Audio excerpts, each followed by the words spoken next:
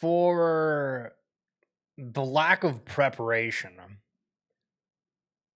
I'm trying to think of how to correctly start the show, except for the fact that like I didn't prep anything, and going into this, I've saved like a bajillion bookmarks, and it's like, okay, there's another collection that mooned. There's another collection that mooned. And this is at the same time that Ethereum is going up. I don't know where the hell the confidence came from, but holy smokes, the market is absolutely on fire. Welcome to another edition of XFeed. We've been doing a live stream for over a year covering the NFT and Web3 market. It's been kind of bleh for a long while, and then all of a sudden, it's like holy sugar shit. We're mooning, baby. Yo, Roz, what's going on? I'm speechless. To be totally honest with you, I'm speechless. And noticing last night, honestly, you're just sitting there and all of a sudden everything's going flying. So this isn't like Web3 related, but can we bring back care packages? I know that the Vogue, no, not Vogu. Oh, son of a gun. What's the Louis Vuitton? Louis Vuitton. You remember when Louis Vuitton sold a bunch of crates? And it was like $1 billion, and then it was like interesting seeing people open them on the timeline. Can we bring that sort of thing back? Except it's just like average collections. Like I love seeing unboxing, and I feel like we don't see that at all. So on the topic of Ethereum mooning, the guys from the Bankless podcast, here's what they had to say regarding things back in the day. I asked different people how much they think that Bankless added to ETH's market cap in 2021, and like I get somewhere between like 10 and 25% of ETH's market cap in 2021. And today, I think we're below 5.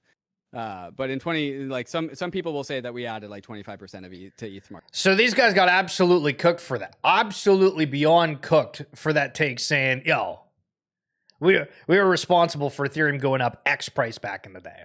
And it's sort of funny to look at, just to be like, all right, well, does a podcast have that much of an influence? And I'm neither, either side of the coin. I feel like I definitely listened to a few of their episodes before, depending on the guests and whatnot. But holy damn, saying 20 to 25% when ETH was rocketing before because of a podcast. Listen, everybody's going to start a podcast. We'll get into ours in a little bit. Yo, Rich buddy. Hey, bro, I have not looked at my NFTs in years. I have a lot too. Top Shot, Tops. Ooh, you got some Tops in there as well. I like the Tops MLB over on Wax. Are we talking about? That's crazy. I have an extensive Panini collection. I just sold a 1-of-1 Rodman for 1200. Holy sugar shit. That's crazy. Love it.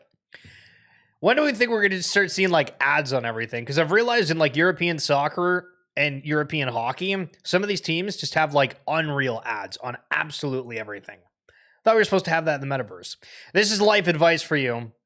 Delete the LOL from the end of your sentences and just say what you need. That's your advice. So Michael Reevey here visited the Senator Loomis, Cynthia Loomis. This guy, listen, he's a big deal. He's a big deal. And I happen to have talked to him the other day. The episode for that is going to drop tomorrow. But if you're wanting to listen to something kind of interesting before then, and we're going to get into all the news. Sorry, I've been kind of all over the place. And I'm still shell-shocked just simply looking at the charts here. I have the Wax Tops. Yeah, I don't know what to do with them. I don't even know how the hell you were supposed to get off Wax. I remember it being like super easy to onboard, but offboarding was miserable back in the day. So the CEO of Meebit, Sergito, his name's Sergio Silva, absolute legend. We go into a whole bunch of different stuff, but he had an open letter to the Ethereum Foundation. And I thought it was super interesting. We go in depth for this, but here's kind of a quick clip from that specific conversation. To just drive the space forward at a consumer level. And I think we should definitely pay attention to it and foster it because I put captions on this. I just realized I uploaded the version that didn't have captions. I'm gonna be pissed. Okay, dude. Okay, here, we gotta listen carefully. Continues to just drive the space forward at a consumer level. And I think we should definitely pay attention to it and foster it because, being part of the population and conversations that I've had, people just feel like the chains forgot about us. Like the chains forgot about us, and we're here. We're here to the point about companies, right? You have like Igloo, Yuga Labs, all these other companies that are constantly pushing the space forward. They're building consumer products. There's rec drinks that are building this incredible business and using crypto as rewards, which I think was like the holy grail of this idea back in the day. True. And the fact that that's not being noticed, I think is just a blind spot. So with this, basically his whole point is, hey, there's a cultural difference between the people that are into NFTs versus everybody that's building out these DeFi platforms and whatnot. And that's cool. And sure, there's a need for that. But why are these foundations? And every chain has like a foundation where they're putting resources to help amplify it, to help get, users onboarded for it. But there is kind of a laxed or a non-focus on the entirety of NFTs. And then Ethereum, a couple days later, saying the Ethereum torch is now lit. The torch is an NFT honoring the people and values that have shaped Ethereum's first decade and will help build its future. It will be symbolically passed from wallet to wallet in the 10 days leading up to Ethereum's 10-year anniversary.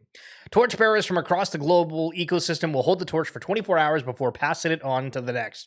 There was an NFT collection that was called The Worm or something, and they tried to pass it around to somebody else every single day. Do you guys remember that? I need to talk to JVB. I remember he was a part of it. On July 30th, the torch will be burned to mark Ethereum's 10-year anniversary. A commemorative NFT will be available for the day for anyone minting. Oh, okay, that's it. I thought there was going to be like a thread of like explaining a little bit more, but okay, cool. So there's going to be an NFT that we can buy that's supposed to get passed through. That doesn't make any sense when you reflect on that. Pudgy Penguins were flat at 24,000 American dollars for 2 months straight, then shot up 100% to $52,000 in 9 days. You cannot miss the updates and NFTs. Oh, brother. So let's get on this train of holy crap after holy crap after holy crap. So Agent.eth, we're seeing a huge run on ENS names. Again, we're having the whole conversation around AI agents. I'm not really surprised that this one went for a little bit. Curious what they're going to do with it. But again, spending $148,000. Do you want $148,000 or do you want Agent.eth? That is the question of the day. Over on the mythical game side of things, they've done an NFL Rivals game, they have a FIFA Rivals game, and they are arguably one of the most successful companies within the Web3 space for gaming. And they built on Polkadot, and so here's a quick clip from them talking about why they chose Polkadot in particular. You mentioned before that you discovered these CryptoKitties in 2017 on the Ethereum blockchain, but now you are building a mythical game on the Polkadot blockchain. Why? We've been pretty early to the process. When we first started off, Ethereum mainnet was the main interesting one, and I remember the $600 of CryptoKitties. I want to say it was probably $60 to do anything with those things. If I wanted to list it, $60. You want to sell it, $60, because of these gas fees were kind of ridiculously expensive. So we actually looked. We were like, this is not going to work in gaming, right? You can't have a $10 item in a game that's a $60 fee to transfer it. So we basically kind of started looking at these things called proof of stake chains, right? And we actually partnered with one called EOS, because it was truly a proof of stake network. We love that concept because, it's better for the environment. It's a lot less fees. You had this kind of ability to actually have a real transaction. We had to kind of leave that because they kind of lost some support, as we kind of lost support back in the day. We then moved to kind of this EVM sidechain tech. So it's basically just an EVM, sidechain we were running called the Mythos chain. It actually worked really well. That was really great. We had all the control over it. But in that case, what was interesting is we kind of swung the other direction, right? It's like, okay, we were using somebody else's chain, then we built our own chain. The problem with that is we didn't have a lot of that integration work. It's not very secure. We were running the nodes. It was great. It was a great pivot. We went from kind of, we were on somebody else's chain to running our own chain, but it wasn't secure. And we wanted to figure out that's not the right ideal situation either, right? If we're truly going to be decentralized, we need the security of a full network. So what's crazy about this? And Peace, how are we doing? You still rocking a Warzone at all? Amanda's been grinding like hardcore. She keeps asking, dude. She keeps saying, when are we gonna get Beckett and Peach on? So if you ever happen to be playing Warzone, let me know or hit her up because she's legitimately been asking almost every day. You've been in some gas wars, Rich Buddy. Yeah. It's brutal. So to my point here with this though is that it's interesting that this is happening or like getting this information because this is somebody that essentially has like a product that is working that people like they're having success, right? Like they have a consumer base, but they have to kind of jump around to these different chains for one reason or another. And now they're at a huge point. And so I guess to reflect on this, we've seen a lot of pivoting across like almost the entirety of the Web3 space. Sure, there's ones that originally launch on a certain chain and still stay there, but seeing this sort of thing and then seeing where Mythical Games is right now makes me feel a little bit more like, okay, you know what, maybe I shouldn't be like as negative if you do see a certain pivot or it doesn't make sense or if they're on a network that you're obsessed with and then suddenly it moves elsewhere. network, right? So we had this weird dilemma because we really wanted to have our own rule set through the Mythos DAO, something that our, entertainment related or game related companies could kind of help dictate the rules of that chain. We wanted something that the token that we had behind this ecosystem actually can be a deflationary asset. So the Myth token that's behind it is actually burned with every transaction, because we had this theory that the more consumers that come into a game, the more transactions they create. And if you're burning those transaction fees along the way, it actually is a really interesting tokenomics flow. We wanted the ability to have like long-term holders to stake behind that. We wanted all these things. I'll say we were pretty high demand. We wanted to have all the control and we wanted all this security. And we talked to everybody, and really, I think honestly, Polkadot's really one of the only, maybe there's one or two other chains that could do something similar to it, but if you want both sides of it, so we end up having effectively our own L1 as Mythos chain, secured by the Polkadot Relay chain, which I think is the most secure. And so we kind of get the best of both worlds. The cost structure is great for us, the opportunity to change the rules as the... So I don't want to go through all of it because it's kind of a long clip there, but very interesting to learn a little bit behind Polkadot on there. And don't forget, Inter Miami, they're getting sponsored by Polkadot. Peach I installed because it became so bad, but I didn't miss playing with you a bit. So was it because like, have you played like the new Warzone? I downloaded it and then uninstalled it because it was fun, but I was like, I don't want to grind out for it. And it's funny though, because like when we look at these sports advertisements of sorts, right? Do you see that and say, yep, I'm going to go out and buy Polkadot, or I'm going to go out and build on Polkadot? Or if you're into mythical games, do you realize, hey, I want to go and like play on that specific chain? Because if it almost feels weird that a chain is a sponsor of a sports team, because like, what exactly does that entail? Yo, Namsing, what's going on? How are we doing? Hope you're doing well. Thank you so much for tuning in over on Abstract. And guys, we are live over on Abstract as well. The British government is considering selling all of its Bitcoin worth around $7 billion to help cover its deficit, per The Telegraph. Noticing that we're getting like all these big dollar amounts coming out right now. Whether it's selling or buying, it's just exorbitant amounts. In 2018, Bulgaria sold 213,500 Bitcoins for $3.5 billion. Today, those Bitcoins are worth $26 billion. And for context, Bulgaria's total national debt is $26 billion. So does every government resort to crypto if they have some? Maybe. A number one ranked Wilder World X Lamborghini Temerario GT3 just sold for $10,000. Listen, you go and buy like an actual car for this, but this is what is happening in the world of Web3. People are going to want to have those flexes. The officially licensed good we'll see as these metaverse worlds start to round out. So I'm not going to scroll down to the comments, but you're going to have to think on this one from Smoot. Love Smoot. Retail is here. Guide Sunday morning pickup. Throw to generic. Hey guys, what do you think of crypto? I talked to him a little bit. He made his first ever crypto buy last week. You know what he bought? You know what he bought? Take a guess. Listen, take a guess. You got everything out there. It could be Bitcoin. It could be Ethereum. It could be Solana. Hell, maybe they went out to stable coins. And if you guessed XRP, you are el correcto. It's like the retail coin. People love it. People absolutely love it. And so if you're just tuning in, you've probably seen the timeline, and if you haven't, for whatever reason, the entire NFT industry basically ballooned last night. There's all this talk about like NFT treasury companies. I don't know if it's because ETH is just going up and people are feeling confident within things, or if there's actually some bigger entity that's going out. 54 Punk sweep, $175,000 is the floor for a crypto punk, which is absolutely bonkers. We saw somebody put 245,000 into Chromie Squiggles, which at one point, like the floor for these were like 10 ETH. So again, argumentatively, it's still down, but ultimately, holy smokes, we got ringers. Somebody putting in the ring, 66 Ethereum. Holy shit-talky mushrooms. And this is what I mean. We're starting to talk about like the NFT treasury companies. What exactly is happening? And Wave here with a good point. Always try to say it, but hear it from somebody else. Avoid scams. Number one, no one wants to interview you for holding JPEGs. You aren't going to be in Forbes, little bro. A little harsh, but true. Number two, no one wants you personally to download and beta test their game. Yeah. And if they did it, the game's probably garbage. True. Number three, that OTC over-the-counter offer you just got is a scam until proven otherwise. Absolutely. And number four, no one wants to Zoom with you for advice. Unless I ask you to join the podcast. And that, listen, okay, listen. Number four's got an asterisk, okay? But true on all those points. 28 doodles swept in the last 20 minutes. We got founders out here now screaming on the timeline about what they're doing.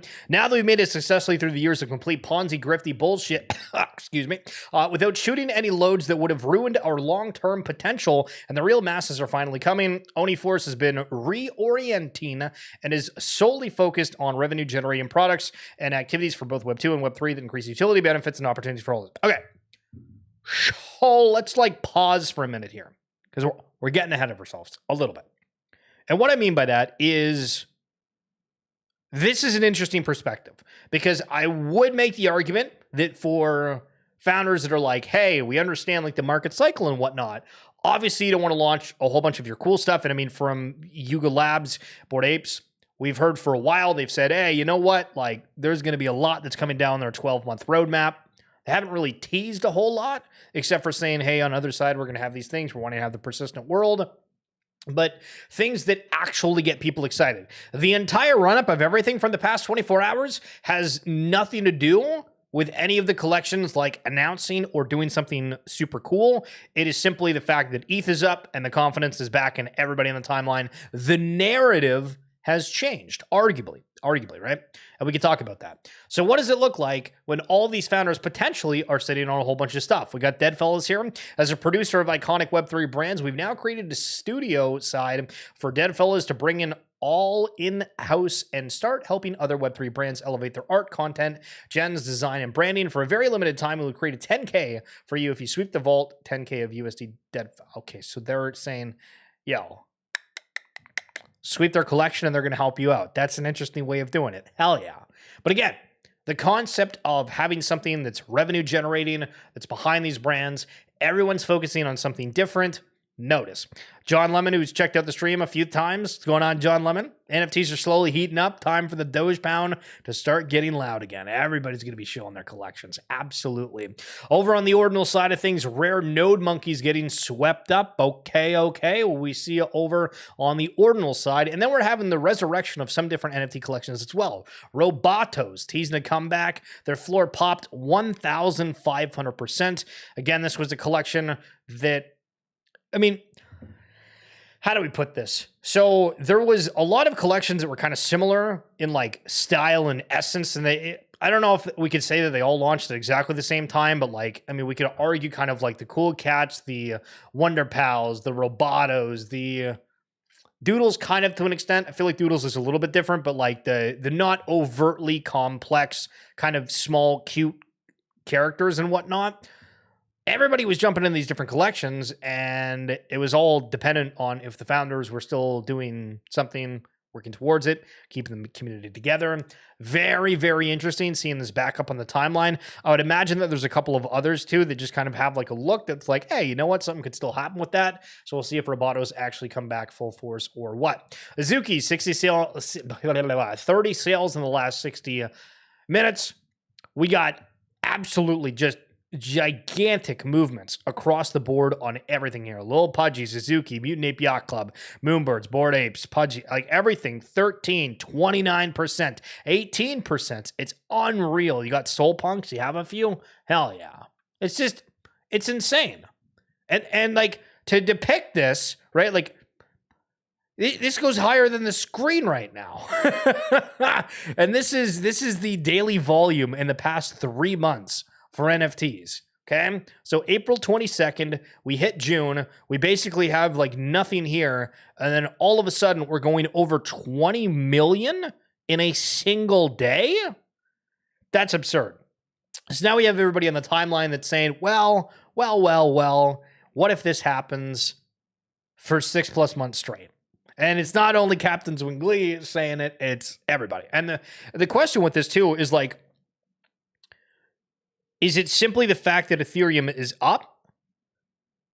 And that's what we're saying? Because half the people that are out here talking about this stuff, and I wouldn't classify Captain Z in this because he does a show, he's around the timeline all the time, right? But how many people have been vocal in covering the industry and saying, hey, you know what? I still think that there's going to be a fair amount of interest. Clone X, another collection that's supposed to be dead, up 30%. Collections that aren't doing anything are mooning. Moonbirds. It got acquired by Spencer. People doing the Vibes TCG game, up 124% in 7 days. Now, Spencer has been like hardcore bull posting on the timeline, so I think that's helped a little bit. But also, then it begs the question for the people that have these collections and their notoriety, et cetera, et cetera. We have kind of two edges of a sword, right? We have people that are being overtly bullish, and then there's other founders that are just like not saying like anything at all, like not about their collection, not about the industry, not about anything. And we've always had this problem of, you know, you kind of sniff out who's like not really in the industry. And it's super weird not to have overtly vocal people on the timeline right now from some of these major collections, at least in my opinion. I don't know if the Solana NFTs are doing anything or still garbage. I think it depends. I saw somebody earlier that was posting like Mad Lads and some other one. Magic Eden. Let's go check it out for you. Why not? Solana market cap full. Total sales up 51%. Total volume, it's not really up that much in the Sol. 7 days, it has definitely like made a swing. But Mad Lads up 9%, Frogana 10%, Solana Monkey Business, Gen 2 33%, D-Gods up 36%. Listen, they're on the 1 day, those aren't looking too shabby either. Good to see you. So Moon Overlord was listening to Rudy, who is a guy that buys unbelievably large amounts of TCGs, from Pokemon to Magic the Gathering. He's got like a Patreon where people will send him stuff or they'll try to buy from him directly. And he's got warehouses, like just like a massive reseller, but does a lot of content, and it is super, super interesting to listen to. I don't know his exact name for YouTube to be able to find it, but I've sat down and watched a lot of his videos, and it's really, really, really good. So I retweeted this earlier, and this is interesting. So I was listening to Rudy, who is likely the largest trading card game investor in the world. And about 30 minutes into a rant inside one of his booster box case caves, he said overwhelmingly, majority of the time he sells something, the person pays for it in Bitcoin or USDC, the stablecoin, or Ethereum. So people that are in crypto are inherently big collectors of this stuff. And so covering the RWA industry, seeing the tokenization of these collectibles, and especially cards, when you see that on the timeline, these are the sort of things. Very close crossover for the industry. But that's going to be it for this edition of XFeed. Holy smokes, I hope you're feeling bullish. Everything is green. Maybe this is when everybody says, hey, we're feeling a little bit too euphoric, potentially. But Rich, Buddy, Frost, Peach, appreciate you guys coming through. And anybody that's watching, that you don't want to comment? Yeah, hell yeah, brother. And for anybody watching a little bit later as well, appreciate you guys. I'll catch you tomorrow as per usual. And don't forget, if you are wanting to listen to that RWA Segments podcast with Sergio, or the one with Mike Reevy tomorrow, who is out with the Cynthia Loomis office. We get into a whole nother thing tomorrow, and we'll re-highlight it then as well. Check the link down in the description below on YouTube or in my bio on X. Thank you so much. We'll talk to you tomorrow. Peace.